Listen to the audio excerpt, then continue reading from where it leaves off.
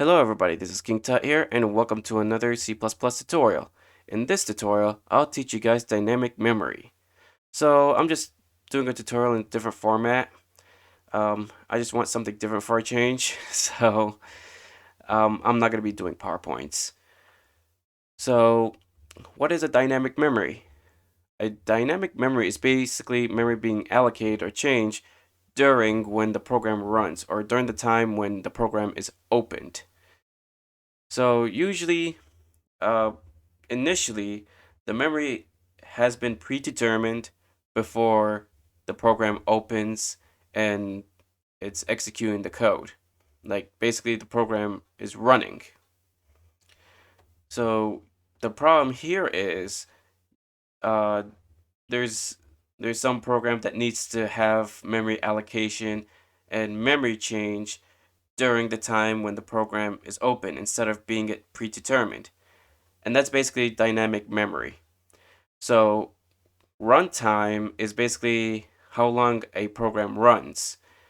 So when you're seeing different C++ tutorial telling you that memory being allocated before runtime or during runtime, it's basically it's another word of saying it's another word for basically the amount of time that the program is being opened or before the amount of before the time when the program is opened. So how do you implement dynamic memory? Well, there are 3 steps to it. So step 1, you need to declare a pointer variable. So pointer variables holds the memory address. And if you don't know in depth about pointer variables, you'll have to go back to that C++ tutorial for pointers, which is at YouTube, BitChute, and BitTube. So I'm just going to put int asterisk x, and then you just set this variable equal to the new whatever that data type that you declared that variable and the amount of data you want to put in. So it's basically you're making an array, and it's kind of like class, like the pointer class variable that you're saying it equal to new that class name, and then you put it parentheses on it, and then inside there you get, if there's parameters, you have to put in parameters for that that class, for that new class type. But this is very different.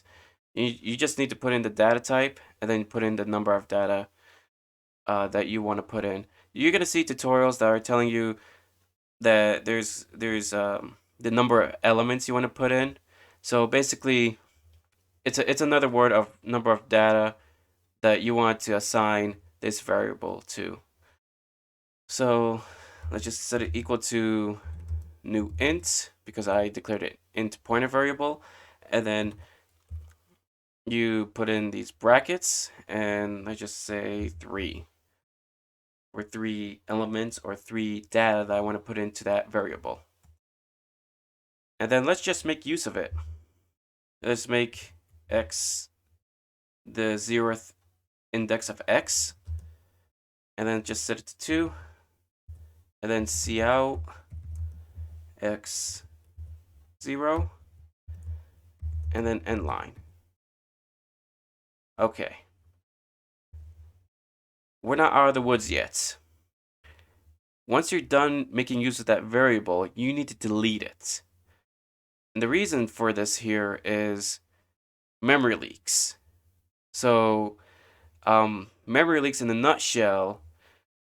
Well, before I could actually get to what memory leaks mean, we need to understand that when it comes to dynamic memory, memory is being allocated during the time when the program is opened. So there are going to be times that program is going to consume a lot more memory. And if you haven't dealt with it, if you haven't deleted it when you close it, it's going to allocate more and more and more and more memory to the point where the software can't sustain it and it's just gonna crash. So that's basically a memory leak in a nutshell. So to delete it, you need to put the delete keyword, and you need to put in the empty brackets, and then the pointer variable name, which is x, and that's pretty much all you need to do. So let's run this program.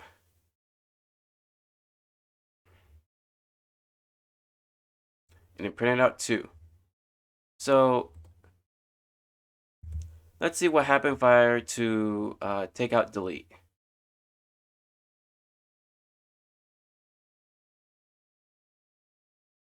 Yeah, it wouldn't really happen, but if you have a more of a complex program, that's where you need that. But right now I haven't really done some crazy work with the dynamic variable. I haven't done complicated work with dynamic variable. I just literally gave you a simple example. But when you go into complicated work of dynamic variable, be sure to make use of the delete keyword.